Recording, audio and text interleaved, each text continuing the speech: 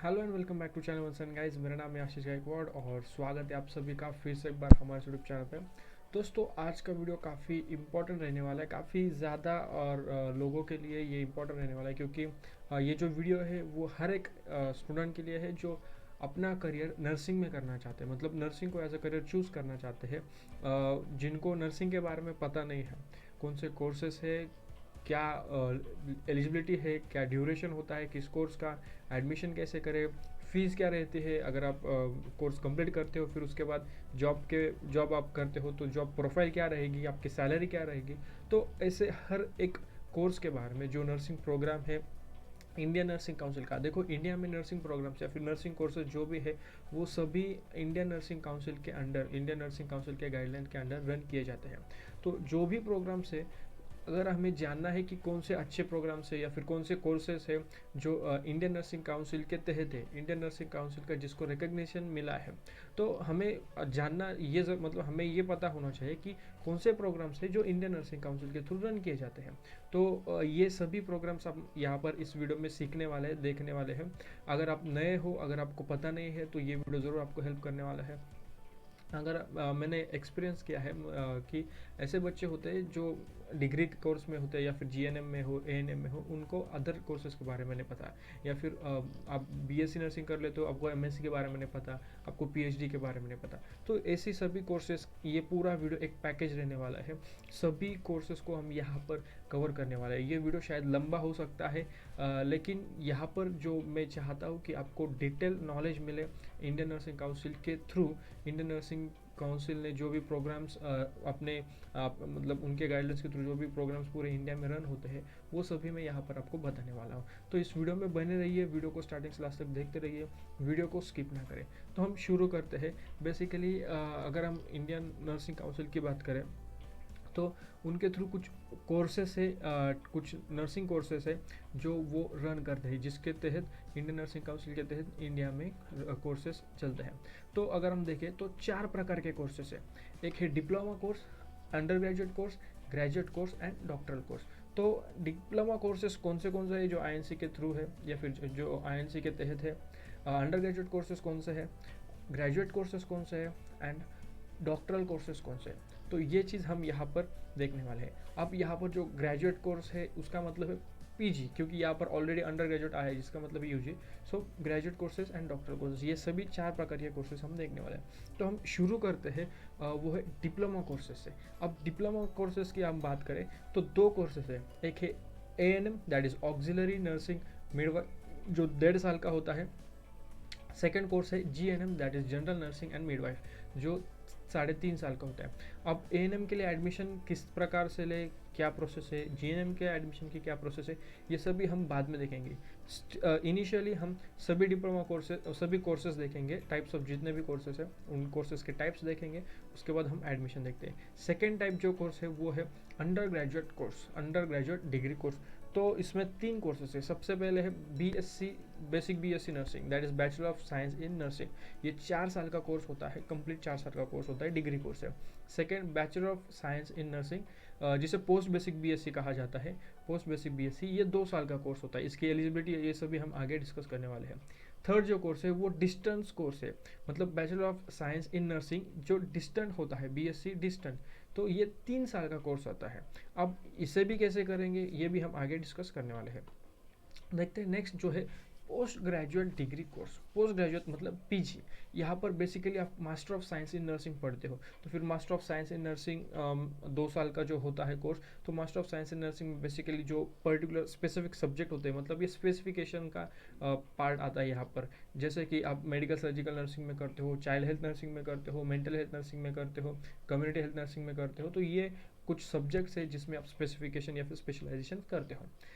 उसके बाद है डॉक्टरल कोर्सेज। अब डॉक्टरल कोर्सेज काफ़ी स्टूडेंट्स इसमें इंटरेस्ट रखते हैं कि डॉक्टरल कोर्सेज। अब ज़्यादा बच्चे मुझे इंस्टाग्राम पर या फिर हमारे यूट्यूब वीडियो पे कमेंट भी करते हैं कि हमें डॉक्टर बनना है, क्या नर्सिंग पर डॉक्टर बन सकते हैं। तो अगर आप नर्सिंग के बाद पीएचडी करते हो, जो डॉक्टरल कोर्सेज है जैसे कि एमफिल है, जो फुल टाइम कोर्स है 1 ईयर का, पार्ट टाइम कोर्स है एमफिल 2 साल का, एंड 3 to 5 ईयर्स का doctor in physiology, that is doctor in philosophy, that is PhD. अगर ये कोर्स आप करते हो तो आपके नाम के सामने जो इनिशियल है वो रहेगा डॉक्टर। फॉर एग्जांपल अगर मैंने पीएचडी किया, पीएचडी इन नर्सिंग, देन मेरा जो नाम रहेगा दैट विल बी डॉक्टर आशीष गायकवाड़। सो इसी तरीके से रहेगा। लेकिन डॉक्टर लाने के बाद ये मैं आपको एक बार मतलब ये क्लियर कर देता हूँ, अगर आपके इनिशियल में डॉक्टर आता है तो इसका मतलब ये नहीं कि आप डॉक्टर बनते हो, आप नर्सिंग का ही आपको काम करना पड़ेगा। If you even though you are a doctor, आपके सामने डॉक्टर का नाम आएगा, आपको काम एज अ नर्स ही करना पड़ेगा। सो ये कुछ कोर्सेस है, 4 कोर्सेस है, इनके सब टाइप्स हमने देखे। अब आगे हम देखते हैं, सबसे इंपॉर्टेंट बात आती है, अगर आपको इन कोर्सेज में एडमिशन लेना है तो हर एक कोर्स की फीस कितनी होगी, कितना आपको पे करना पड़ेगा। आप पूछते रहते हो कि जीएनएम के लिए फ़ीस कितनी रहती है, बीएससी के लिए कितनी होती है। तो आईएनसी के तहत अब ये जो पूरा जो हम पीपीटी आप देख रहे हैं या फिर जो भी इन्फॉर्मेशन यहाँ पर आप देख रहे हो, ये सभी अकॉर्डिंग टू आईएनसी है। आईएनसी की अगर आपने वेबसाइट चेक करी तो ये सभी इन्फॉर्मेशन आईएनसी के है, लेकिन हमारे बच्चे वो नहीं, मतलब ज़्यादातर नहीं कर पाते, इसलिए आपको मैं सिंपल करके यहाँ पर पीपीटी में दिखा रहा हूँ। तो अगर हम बात करें फीस की, तो जो फीस होती है वो हर एक इंस्टीट्यूट टू इंस्टीट्यूट वैरी करती है। अगर आप गवर्नमेंट इंस्टीट्यूट में देखें तो फीस कम है, अगर आप प्राइवेट इंस्टीट्यूट में देखें तो फीस ज़्यादा है। डीम्ड यूनिवर्सिटी में और भी फीस ज़्यादा होती है। यूजुअली जो गवर्नमेंट, जैसे मैंने बताया कि गवर्नमेंट की जो फीस होती है वो कम होती है, एंड या फिर जो किसी पर्टिकुलर ट्रस्ट या सोसाइटी के होते हैं उनका जो ये होता है वो फीस वो डिफ़र करते हैं, एंड प्राइवेट का भी डिफ़र करता है। अगर हम बेसिक बात करें बीएससी नर्सिंग के फ़ीस की, तो वो फीस रहेंगी आपको 50,000 से लेके 1,80,000 पर एनम मतलब हर year, every year. First year का इतना, second, third and final year के। सो हर ये पर ईयर आपकी फ़ीस हो सकती है 50,000 से लेके 1,80,000। तो फिर according to the reputation of the college, according to the college campus, everything infrastructure, आपको फ़ीस वो आपसे ली जा सकते हैं। अगर हम बात करें जीएनएम की, तो आपकी फ़ीस रहेंगी 45,000 से लेके 1,40,000 तक।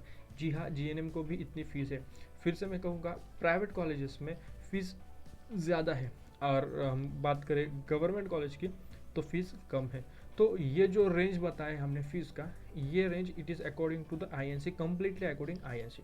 Okay, so these are the fees. अगर हम आगे चलकर देखें कि अगर आपको एएनएम करना है, सॉरी जीएनएम करना है, एएनएम करना है, बीएससी करना है, तो अप्लाई कैसे करें, how to apply for this UG nursing programs. So अगर हम सबसे पहले देखें ऑक्सिलरी नर्सिंग मिडवाइफ या फिर एएनएम अगर हम देखें, सो एएनएम को अप्लाई आप 12 के बाद कर सकते हो। पहले होता था कि 8, 9, 10 से भी अप्लाई करते थे, लेकिन अभी आईएनसी कहता है कि if you want to apply for ANM you can apply it after 12th class, मतलब 12th क्लास 10+2 कंप्लीट करने के बाद आप एएनएम के लिए अप्लाई कर सकते हैं। अगर हम देखें general nursing and midwife GNM, तो in order to take admission in this course आपको 12th क्लास पास करना होगा विथ फिजिक्स, केमिस्ट्री, बायोलॉजी। कुछ स्टेट्स है जहाँ पर बिना फिजिक्स, केमिस्ट्री, बायोलॉजी के भी आप कर सकते हो, एडमिशन ले सकते हो।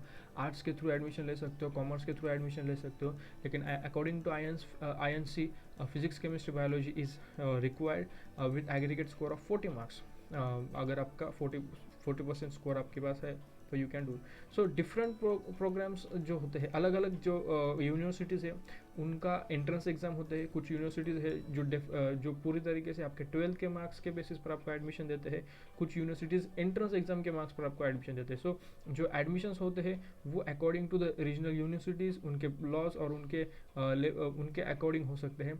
कुछ और यूनिवर्सिटीज़ है जहाँ पर admission state level entrance exam के होते हैं, एंट्रेंस एग्जाम के बेसिस पर होते हैं, जैसे गुजरात की सीईटी, एमएसटी सीईटी, ऐसे जो सीईटी एग्जाम से स्टेट लेवल के, उनके बेसिस पर एडमिशन्स होते हैं।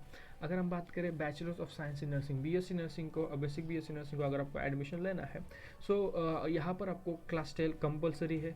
12th क्लास आपको पास करना होता है, physics, chemistry, biology with 40%, 45% marks आपके पास होने चाहिए इन तीनों सब्जेक्ट को मिलाकर। और यहाँ पर इंग्लिश सब्जेक्ट भी आपके पास होना चाहिए, मतलब आपने पढ़ना चाहिए।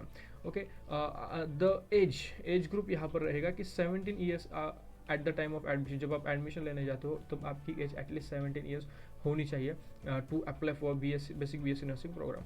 अगर हम वहीं पर देखें पोस्ट बेसिक बीएससी नर्सिंग, अब पोस्ट बेसिक बीएससी नर्सिंग जो है 2 साल का कोर्स है। अगर आपको पोस्ट बेसिक बीएससी नर्सिंग में एडमिशन लेना है, चाहे आप डिस्टेंट हो या फिर कोर्स या फिर रेगुलर हो, अगर हम बात करें रेगुलर की, तो आपको जीएनएम कंप्लीट होना चाहिए, मतलब जीएनएम के बाद ही आप पोस्ट बेसिक बीएससी को एडमिशन ले सकते हो। एलिजिबिलिटी ही ये है कि आपका जीएनएम कोर्स कंप्लीट होना चाहिए। ओके, अगर आपने जीएनएम कंप्लीट किया है उसके बाद आप एडमिशन ले सकते हो। नाउ ओके, सो जीएनएम के बाद आप पोस्ट बेसिक बीएससी को एडमिशन ले सकते हो। अगर आप डिस्टेंट कोर्स में एडमिशन लेना चाहते हो तो उसके लिए एक्सपीरियंस चाहिए, 10+2 के साथ कुछ 2 इयर्स का एक्सपीरियंस चाहिए अगर आप डिस्टेंट पोस्ट बेसिक करना चाहते हो। लेकिन अगर आप रेगुलर करना चाहते हो तो then you can apply 10+2 with GNM, उसके बाद आप अप्लाई कर सकते हो। Apart from that Indian arm forces में भी आप एडमिशन ले सकते हो। अब ये जो इंडियन आर्म फोर्सेस के जो एडमिशन लेना है या फिर इन जो कॉलेजेस है, ये कॉलेजेस यहाँ पर सिर्फ फीमेल्स ही एडमिशन ले सकते हैं। ये एक इम्पोर्टेंट पॉइंट है यहाँ पर, जहाँ पर सिर्फ फीमेल्स ही कर सकते हैं। मेरा मानना है कि यहाँ पर मेल्स को भी अच्छा स्कोप हो सकता है, लेकिन अभी तो सिर्फ फीमेल्स को ही अलाउड किया है। हो सकता है आगे जाके मेल्स को भी अलाउड कर दें। तो अगर आपको इंडियन आर्म फोर्सेस में अगर आपको एडमिशन लेना है तो आपका एज ग्रुप होना चाहिए 17 to 24 years when you are applying and for BSc nursing program. तो ये जो होता है वो आर्म फोर्सेस कॉलेज में होता है, जिसे हम मिलिट्री नर्सिंग सर्विसेज कहते हैं। सो अगर आपको अप्लाई करना है तो 10+2 आपके पास होना चाहिए। 10+2 में फिजिक्स केमिस्ट्री बायोलॉजी में अच्छे मार्क्स आपके होने चाहिए, जैसे कि बेसिक जो रिक्वायरमेंट है 45% स्कोर आपका होना चाहिए। एंड मिलिट्री नर्सिंग सर्विसेज के एंट्रेंस एग्जाम होता है, तो उसके बेसिस पर, एंट्रेंस एग्जाम के बेसिस पर आपको आर्म फोर्सेस में एमएनएस में एडमिशन मिलेगा। बीएससी नर्सिंग बाकी कॉलेजेस में, गवर्नमेंट कॉलेजेस में जो एडमिशन होते हैं वो स्टेट लेवल एंट्रेंस एग्जाम या फिर नेशनल लेवल एंट्रेंस एग्जाम के थ्रू एडमिशन होते हैं। लेकिन मिलिट्री नर्सिंग सर्विस में अगर आपको एडमिशन चाहिए तो वो admission MNS military nursing services के एंट्रेंस एग्जाम के थ्रू होते हैं। सो ये एक बेसिक चीज़ है। अब हम यहाँ पर देखेंगे जॉब अपॉर्चुनिटीज़। अगर आपने नर्सिंग कंप्लीट किया तो आपको जॉब अपॉर्चुनिटीज़ क्या रहेंगे। तो अगर हम देखें तो काफ़ी ज़्यादा जॉब अपॉर्चुनिटीज़ नर्सिंग के रिलेटेड है इंडिया में। अगर हम देखें हर साल गवर्नमेंट 22,000 नर्सेस को हायर करते हैं every year on an average. This ये जो नंबर है it is given by INC, it is available on INC website, you can check it. So there is still though, मतलब अगर मतलब एवरी ईयर 22,000 लोगों की 23,000 नर्सेस को गवर्नमेंट रिक्रूट करती है, फिर भी 4 लाख नर्सेस की रिक्वायरमेंट इंडिया में है। तो आप देख सकते हो 22,000 कहाँ पर और 4 लाख कहाँ पर। अगर हर साल 22,000 रिक्वायर करते हैं तो कितने ज़्यादा वैकेंसीज है, कितने ज़्यादा प्लेसेस वैकेंट है। तो ये एक चीज़ है, मतलब स्कोप गवर्नमेंट में काफ़ी ज़्यादा है नर्सिंग के रिलेटेड। तो प्राइवेट सेक्टर्स में आप देख सकते हो, प्राइवेट सेक्टर में भी आपको स्कोप्स है, जॉब अपॉर्चुनिटीज़ है। गवर्नमेंट सेक्टर में भी आपको ज़्यादा अपॉर्चुनिटीज़ है। तो अगर आपको जॉब आपको मिलता है तो फिर आपका जॉब प्रोफाइल क्या रहेगा। बीएससी नर्सिंग कंप्लीट करने के बाद, नर्सिंग कंप्लीट करने के बाद अगर आप जॉब आपको मिलती है तो आपका जो प्रोफाइल है, जॉब प्रोफाइल वो क्या रहेगा। सबसे पहले बेसिक चीज़ है दैट इज स्टाफ नर्स। आप एज स्टाफ नर्स वर्क करोगे या फिर एज अ नर्सिंग ट्यूटर आप वर्क करोगे, that is the first thing. Next you can work as a nursing service administrators. अगर आप एमबीए कर लेते हो आगे जाके और कुछ एग्जाम्स होते हैं एंट्रेंस एग्जाम, उसके बाद आप you can work as a nursing service administrator. Secondly with experience you can work as a assistant nursing superintendent. Then industries में अगर आप काम करते हो then you become industrial nurse. Department supervisor या फिर नर्सिंग सुपरवाइजर या वार्ड नर्स सिस्टर आप बनते हो हॉस्पिटल्स में। देन नर्सिंग सुपरिटेंडेंट अच्छे मल्टी स्पेशलिटी हॉस्पिटल में। Then community health nurse, if you work in community you are said as a community health nurse, जो गवर्नमेंट के अंडर आता है and you get paid very good salary. Then director of nursing, after PhD, after completing good experience you can get this post, the director of nursing. Then military nurse, जो आप MNS में, अगर अपने MNS में आप entrance exam crack कर दी, जो आपको उस MNS के एग्जाम, मतलब जो आर्म फोर्सेस के कॉलेजेस हैं, आर्म फोर्सेस के कॉलेज में स्टडी कंप्लीट करने के बाद आपको वहीं पर रिक्रूटमेंट मिल सकता है जो है मिलिट्री नर्स का। Then deputy nursing superintendent and then teacher of nursing, that is nursing tutor. So these are the job opportunities in nursing. अब ये जो जॉब अपॉर्चुनिटीज़ मैंने बताई है या फिर जो आपके सामने है वो काफ़ी कम है। इसके अलावा भी काफ़ी जॉब अपॉर्चुनिटीज़ है जो आपको मिल सकती है आफ्टर कंप्लीटिंग नर्सिंग। अगर आपको पूरा डिटेल चाहिए तो आपको आई बटन पर मिलेगा स्कोप्स ऑफ बीएससी नर्सिंग या फिर स्कोप्स ऑफ नर्सिंग, जहाँ पर हमने ऑलरेडी वीडियो बना है। उस वीडियो में आपको पूरे डिटेल मिलेंगे। ये जो जॉब अपॉर्चुनिटीज़ आप देख रहे हो आपकी स्क्रीन पर, उसके अलावा भी काफ़ी ज़्यादा और अपॉर्चुनिटीज़ है। अगर आप आगे हम देखते हैं तो ये जो जॉब अपॉर्चुनिटीज़ है, अगर आप ऐसे कुछ जॉब आप करते हो या फिर कुछ जॉब आपको मिलता है, वर्क आप करते हो, तो उसमें आपको सैलरी कितने मिलेंगे। Salary is very important factor. कोई भी आप काम करते हो, कोई भी वर्क करते हो, तो वहाँ पर सबसे इम्पोर्टेंट चीज़ है सैलरी। सो सैलरी आपको क्या मिलेगी? अगर हम एज पर INC अगर हम सैलरी देखें, अगर आप लेक्चरर हो या फिर स्पीकर हो, मिनिमम सैलरी होगी 1.5 लाख पर एनम। आप फ्रेशर्स के लिए ये हो सकती है सैलरी, एंड विथ एक्सपीरियंस आप देख सकते हो तो विथ एक्सपीरियंस 6 लाख तक जाती है सैलरी। अगर आप नर्स एजुकेटर, तो हम सबसे पहले तो मैं यहाँ पर फ्रेशर्स की बात करूँगा। एक्सपीरियंस के लिए आप आगे देख सकते हो ये पूरा चैट। अगर आप चाहें तो इसको वीडियो को पॉज करके स्क्रीनशॉट ले सकते हो। फिर से मैं बोलूँगा, जैसे ऊपर लिखा गया है, this salary is according to INC। Okay, so nursing instructor अगर आप बनते हो then salary will be 1.3 lakh per annum. अगर आप इंटेंसिव केयर यूनिट नर्स होते हैं देन 68,000। ये जो नर्स ICU इंटेंसिव केयर होते हैं, यहाँ पर कुछ मतलब मुझे लगता है INC से यहाँ पर कुछ गड़बड़ हुई है, क्योंकि 68,000 पर एनम सैलरी तो नहीं होगी, इससे ज़्यादा ही होगी सैलरी इंटेंसिव केयर यूनिट जो नर्स होते हैं उनके। ओके, सो मार्केटिंग, अगर आप मार्केटिंग एग्जीक्यूटिव बनते हो then your minimum salary will be 1.1 lakh per annum, and if you are nurse और midwife then 1.8 lakh per annum. With experience आपकी सैलरी आप देख सकते हो 6 लाख, 10.2, 5.1, देखो 10.2 तक गई है। So you can choose your career wisely, and average salary भी आप देख सकते हो। सो यहाँ पर हमने लगभग सभी डिटेल, सभी चीज़ें देखी है कि अगर आपको सैलरी, अगर आपको नर्सिंग प्रोग्राम का, नर्सिंग में आपका करियर बनाना है, तो नर्सिंग में अकॉर्डिंग टू INC 4 कोर्सेस है। एक है diploma course, under graduate course, graduate course and doctoral courses. तो हर एक कोर्स को किस तरीके से, कितना ड्यूरेशन होता है, एलिजिबिलिटी क्या है, एडमिशन कैसे मिलेंगे आपको, जॉब प्रोफाइल या फिर जॉब अपॉर्चुनिटीज़ क्या है, और आपकी सैलरी क्या होगी अगर आप पर्टिकुलर जॉब, आपकी प्रोफाइल है या फिर पर्टिकुलर जॉब अगर आप करते हो। तो इस वीडियो में हमने बस यही देखा है, और जो सबसे इंपॉर्टेंट चीज़ है वही इंस्टाग्राम पर कांटेक्ट कर सकते हैं आशीष गायकवाड यूट्यूब, आशीष गायकवाड यूट्यूब मेरा इंस्टाग्राम हैंडल है। फेसबुक पे भी आप हमें कांटेक्ट कर सकते हैं, या फिर आप ईमेल कर सकते हैं हम। अगर आपके कोई भी डाउट हो तो आप नीचे कमेंट बॉक्स में कमेंट करके बताइए आपको क्या डाउट है, या फिर कोई भी प्रॉब्लम हो तो आप वहाँ पर पूछ सकते हैं, या फिर कोई सजेशन हो आप कमेंट बॉक्स में कमेंट करके सजेस्ट कर सकते हैं।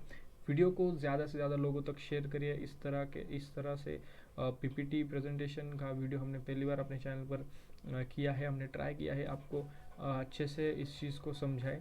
सो yes, thank you very much once again for watching in this video. ज़्यादा से ज़्यादा शेयर करिए वीडियो को, और हमारे चैनल पर बने रहिए। अगर आप चैनल पर नए हो तो सब्सक्राइब करिए। मिलते हैं किसी और वीडियो में किसी और टॉपिक के साथ, तब तक के लिए शालोम, शांति और सलाम, बाय बाय।